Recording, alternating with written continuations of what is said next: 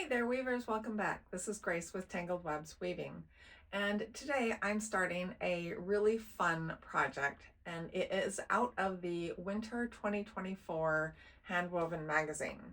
It isn't this one. I've done this one in a previous video. You can see me weaving those in the link up above.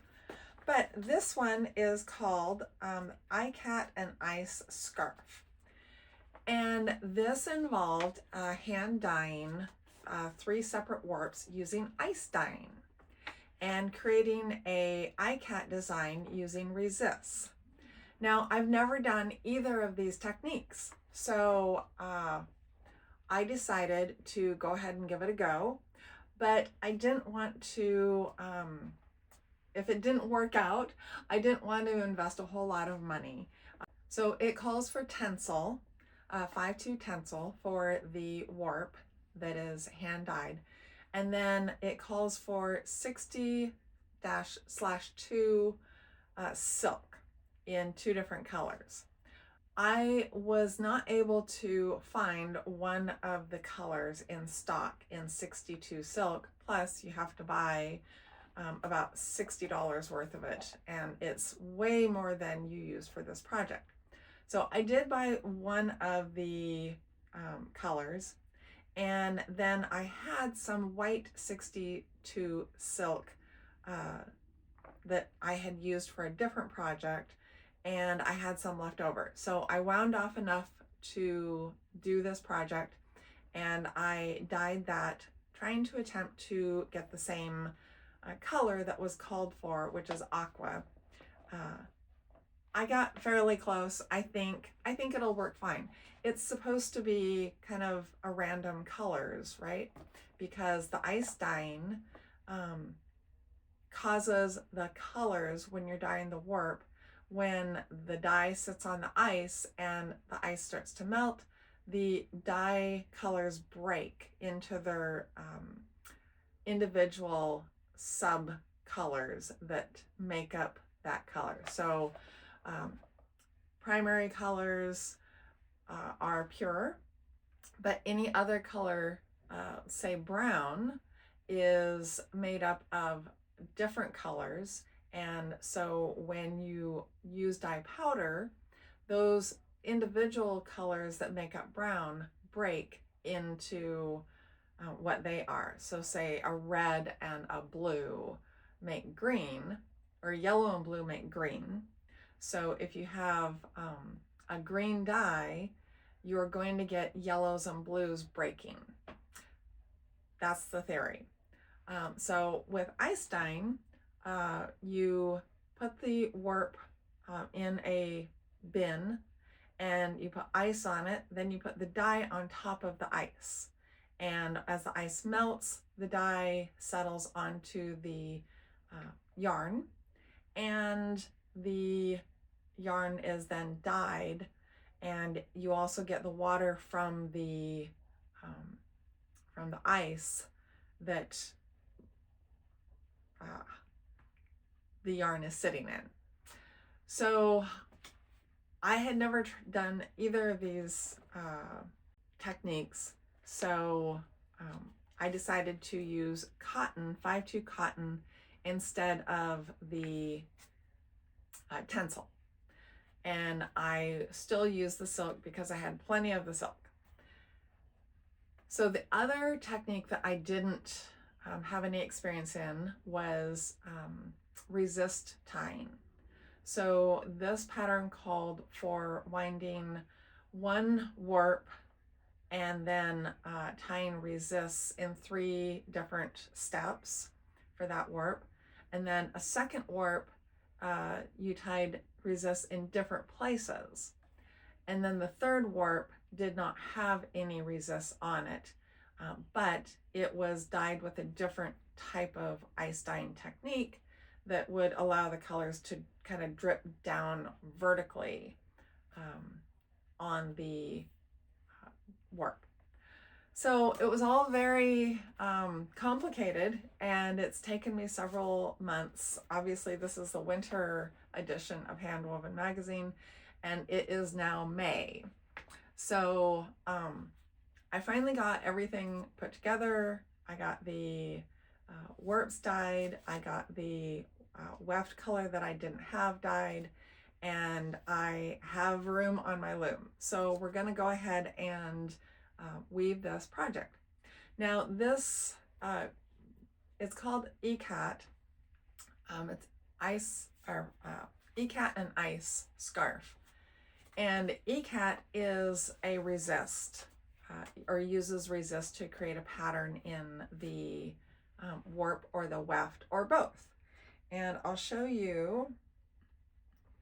So this is the picture of the scarf, and you can see these white areas here are where the resists were. So the 3 warps are going to be mixed in the warp when I warp it onto the loom, and it'll create some stripes, and I'm not sure I'll get exactly what this picture, well, I know I won't get exactly what this picture denotes. For one, I was not able to find all the dye colors that it calls for. But I looked at what the colors were and kind of did a best guess of a substitution. So it's not going to be exactly what is in the magazine, but it will be cool looking nonetheless. So let's go ahead and get started putting this on the loom.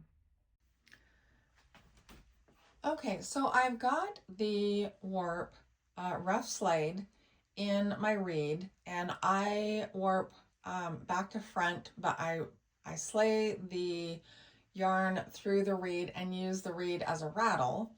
And especially with this warp, that's going to be important because this warp was hand dyed and with the resist, and because it was cotton and it shrunk here and there, it gets kind of messy. It gets messier than what a normal cotton warp would look like. So you can see, hopefully, that I've got some threads that are kind of wrapped around, and some that seem to kind of be longer than others. I've got something going on here. I'm not really sure how that's going to work out. What the heck is, oh. Yeah, so, yeah. So this was where a resist was tied. You can see here that I've got the white. And then when I was taking the resist off, I cut the warp by accident. So I'm going to have to fix this, and I'm probably, I'm not honestly, I'm not sure how I'm going to fix this.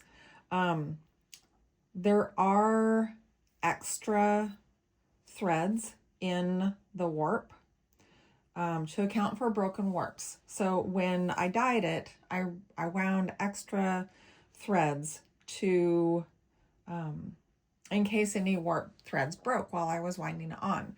Well, I cut some. So I think what I'm going to do is, as I wind this on, I'm just going to pull these out, and then I will use some of the extra to just replace these. So that's going to be kind of a mess. And but you can see, like, here's one of the lighter warps. This one isn't too badly tangled up, but when you pull it through the reed and the leaf sticks, it's gonna snag. And I just wanted to kind of show how I deal with those tangles. They're not really tangles. I don't like calling them tangles because it's not tangled. It's just kind of wrapped around itself, but it's, if you tug on it and kind of strum or shake the warp, those will straighten back out. you can see here, I've got it in the wrestlet in the reed, and then back behind the reed, it's on the warping bar, and it's all nice and neat and even again. So once we get the warp on to onto the back beam, everything will be all straightened out. So that's what we're gonna do. Okay, so I have my breast beam back on, and that's so that the warp can flow over it. And the first thing I'm gonna do is I'm going to just kind of pull the warp out, strum it to kind of get things separated. You can see that they're kind of stuck together a bit. And I don't need to go too far, but you can see how this is kind of twisted around itself. So we just untwist it, put tension on it. Tension on a warp is what will make it be under control. All right.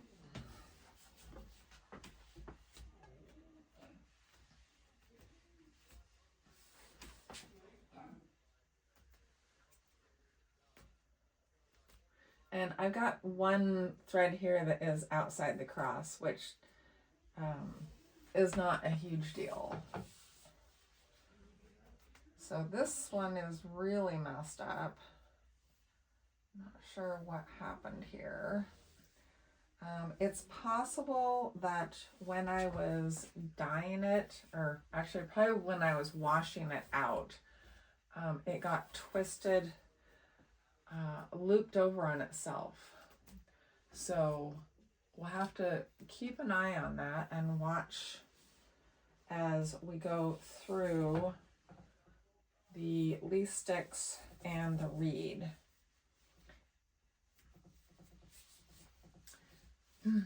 All right, so now I'm going to put some weights on the warp to keep that tension on there, and then we can start winding on.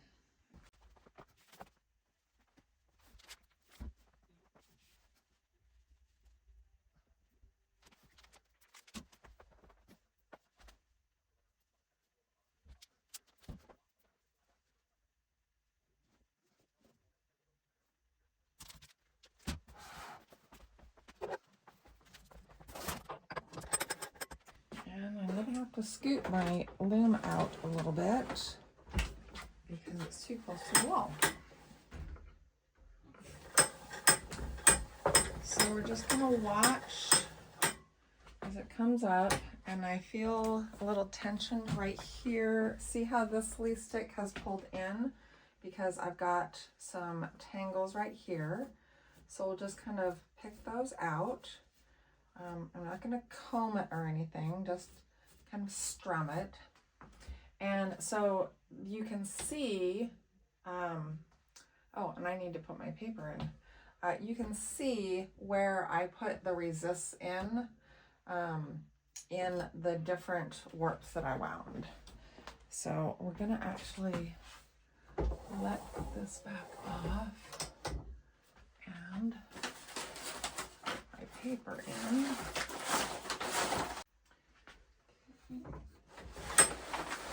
There we go.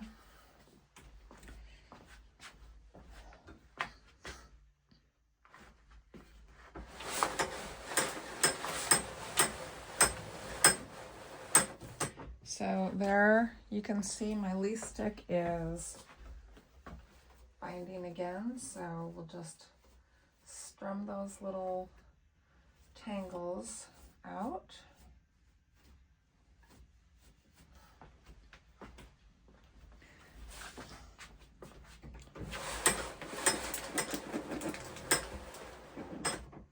Okay. And then we can strum out these tangles again, and then move our weights down.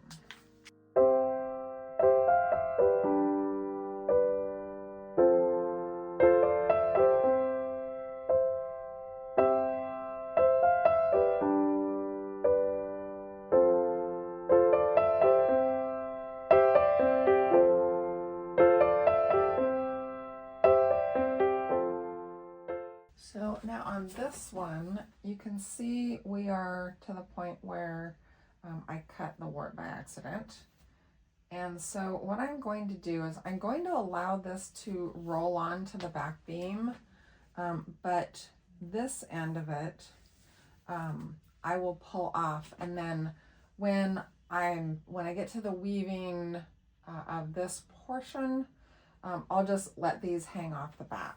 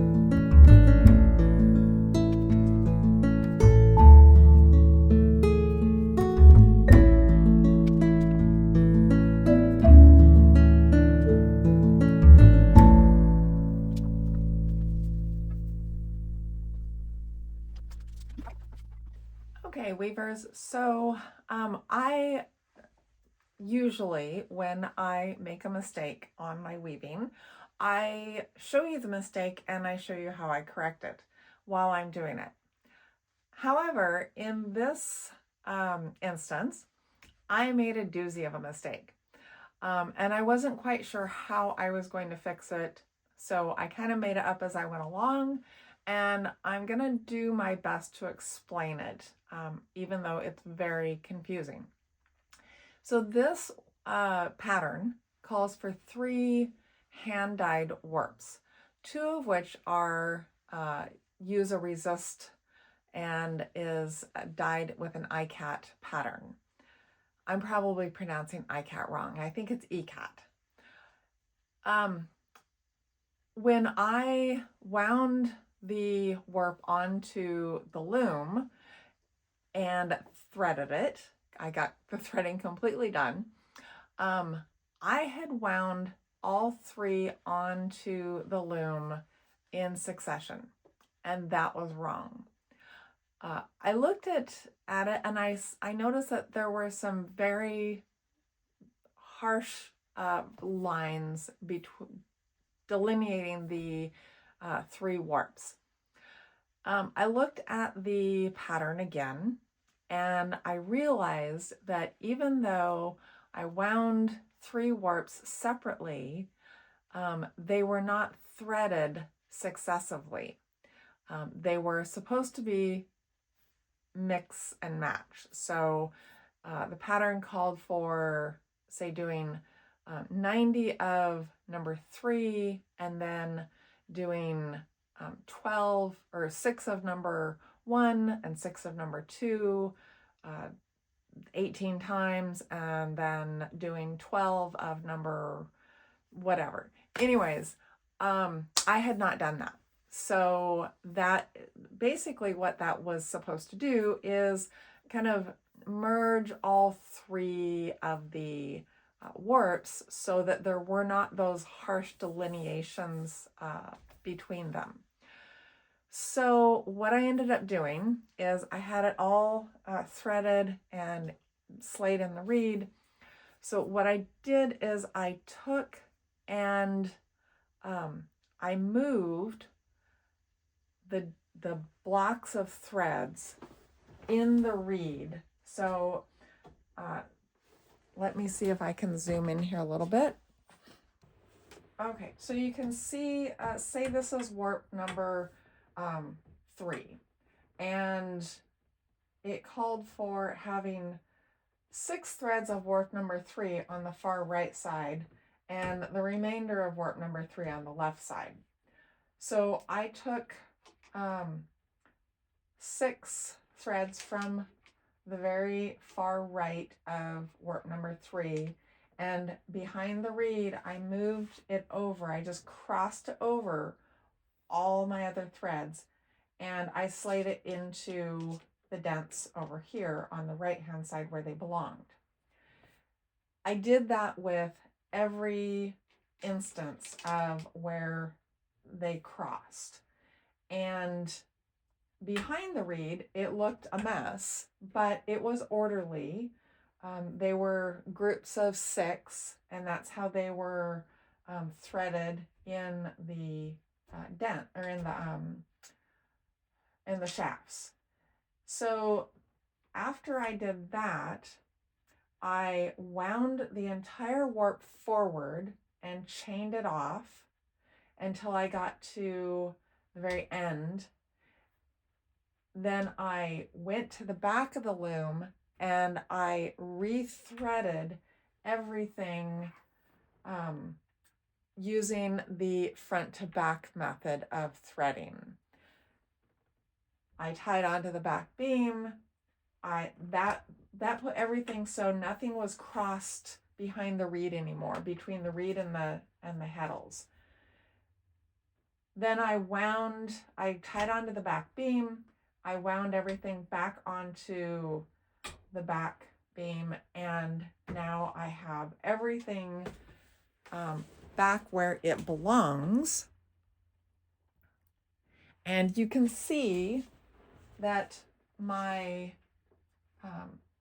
warp is more graduated. You can see the warp or the Ikat kind of moves up and over, and hopefully that will kind of make the transition between the 3 different warps more even. I still think that this third warp, this light blue one that's back there, it's still kind of a stark transition, but it is what it is. So I'm going to go ahead and do the tie up and tie onto the front beam, and then we can start weaving this. So I hope that wasn't too terribly confusing.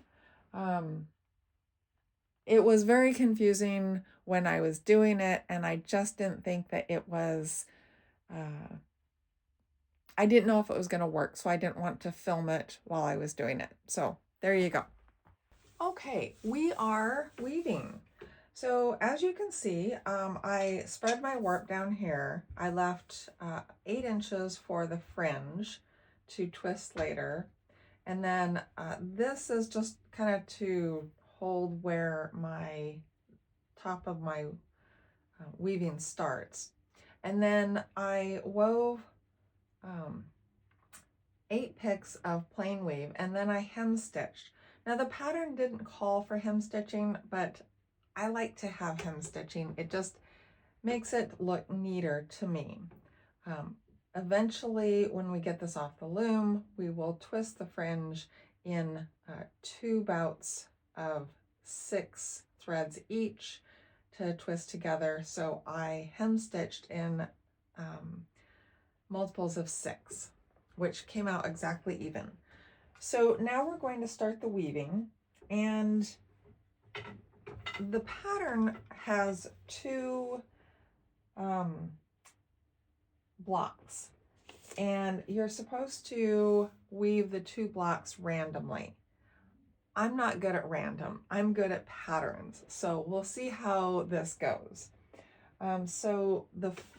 I've got my double shuttle set up, or a double bobbin shuttle, because when you wind 2 threads together on the same bobbin, they don't necessarily wind on the same tension. So as you weave, you will get one bobbin that is maybe unspooling faster than the other bobbin, and you'll end up with a great big long loop. And I didn't want to do that. So I decided to do it this way. So we're going to do 2 shots of the silk.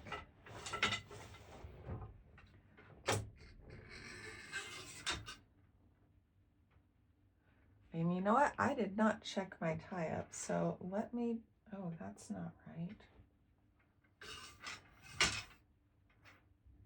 I am getting, so it's not catching on this first section. And I'm not sure if that is, oh, that's why. Okay. So there's the other thing that I kind of messed up on, is it had you ending on a threading of shafts 1 and 2. I had extra thread, and so I just threaded on shafts 4 or 3 and 4, but that leaves this section here, this section that's threaded on 3 and 4, that is not catching the weft. So this is going to be a pain.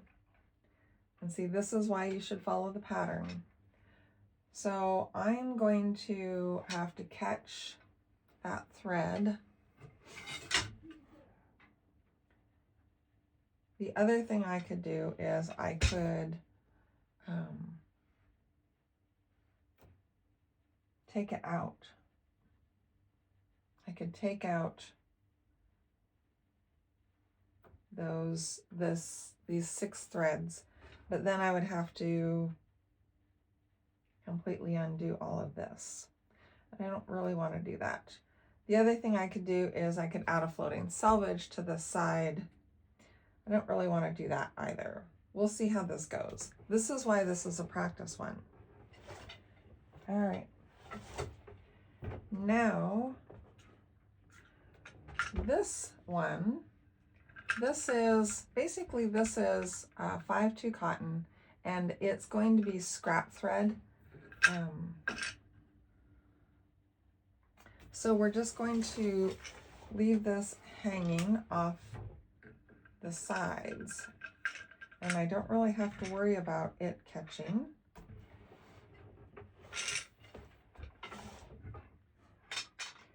And I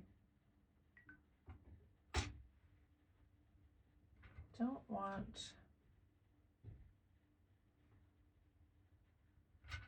my pattern thread to catch that.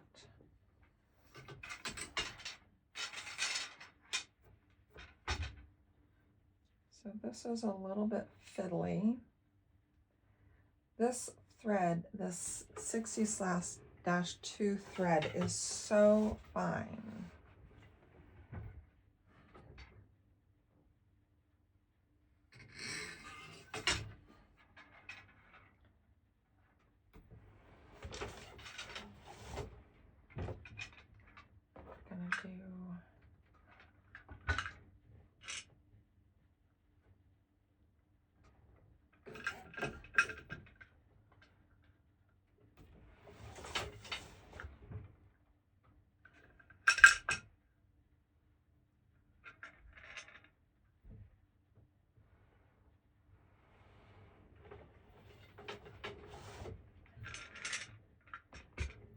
So it's leaving these long floats here, you can see, and I'm thinking that this next pass is going to tie those down.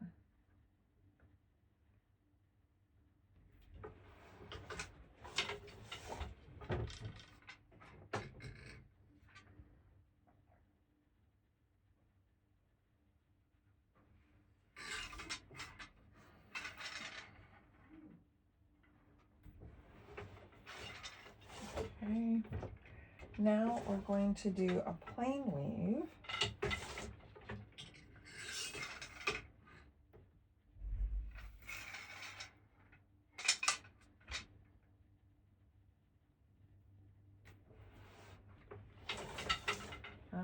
picks of plain weave, and that will tie down those floats.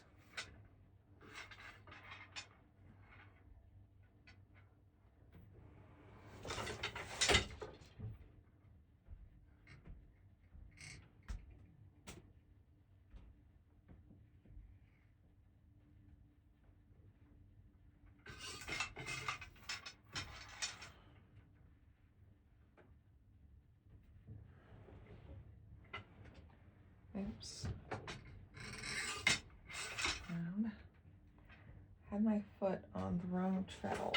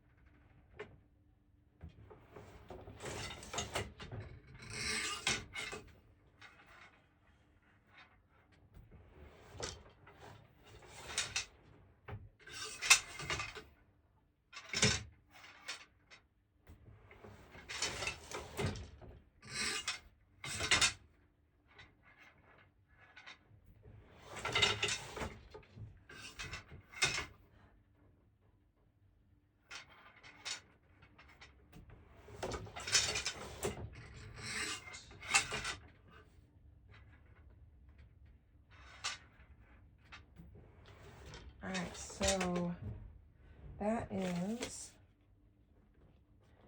8, 9, 10, 11, 12, 13, 14, 15. So let's see where I am on my beat. So I should have just about an inch. So I'm a little over an inch. So I need to beat a little bit harder. So it's always good to check your beat early on so that you don't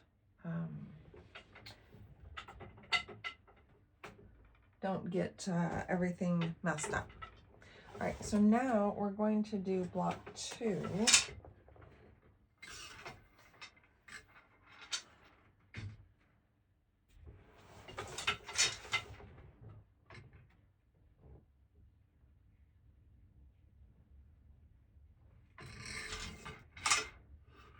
And block 2 has you weaving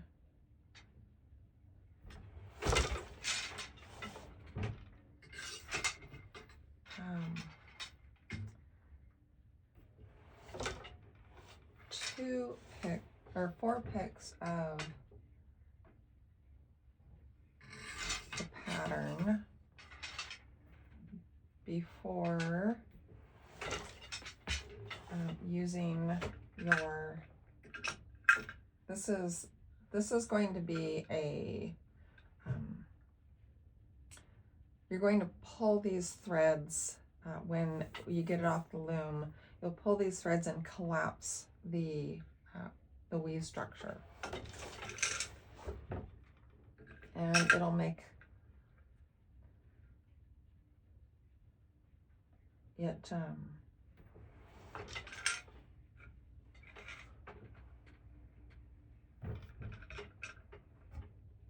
it'll make it crunched up. Okay.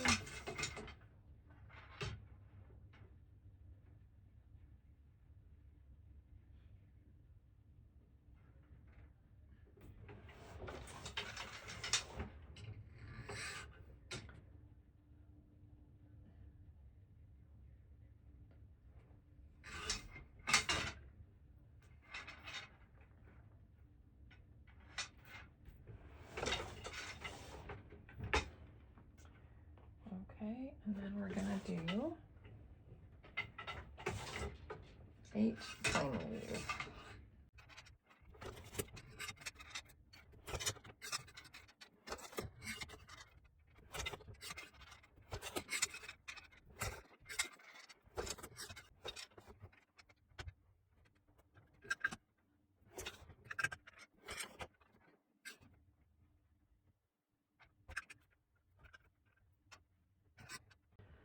So this pattern is fairly fiddly, especially given the fact that I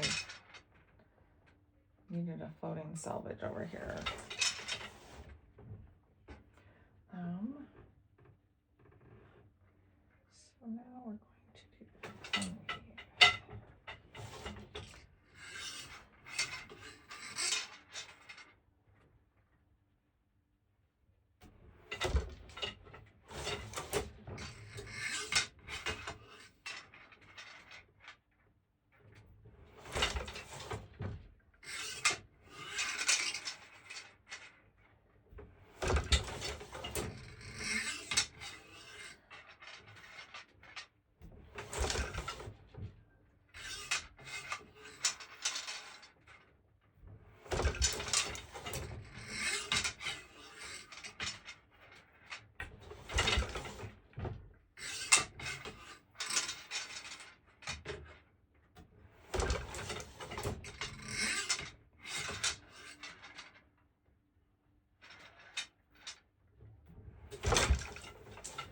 So we're just going to continue on doing this for 74 inches.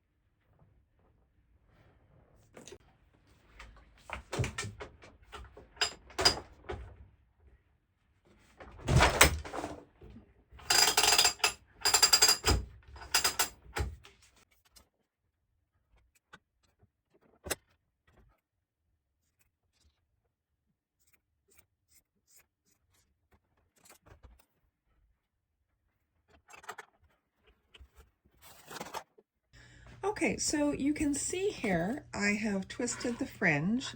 We left an 8-inch tail for our fringe, and I've twisted it and knotted it at 4 inches. And now we need to gather up the sides with our supplemental weft here. So we left these loops for a reason, and that reason is we're going to pull these loops and gather up the scarf into pleats. And so we just pull these tight, and I'm going to take probably 4 or 5 sets and then tie them so that they stay scrunched up when we wet finish. And I'm going to tie them in a bow so that it's easy to get loose after we're done wet finishing. So just going to pull all these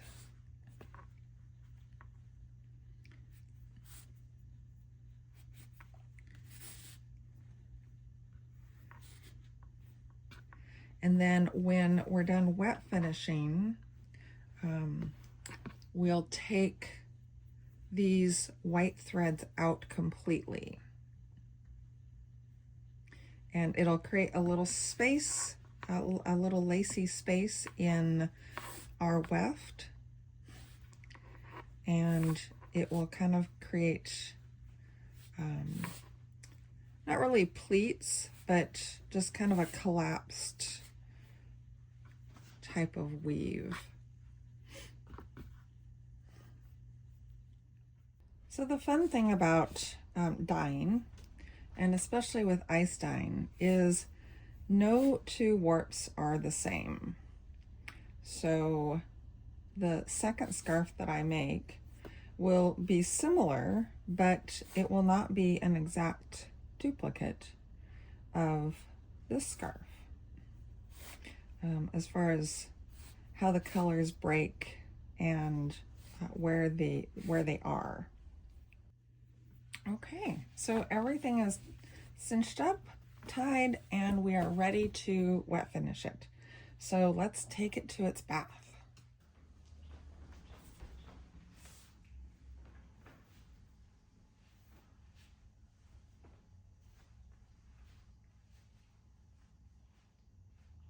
Hey there, weavers, we have our scarf.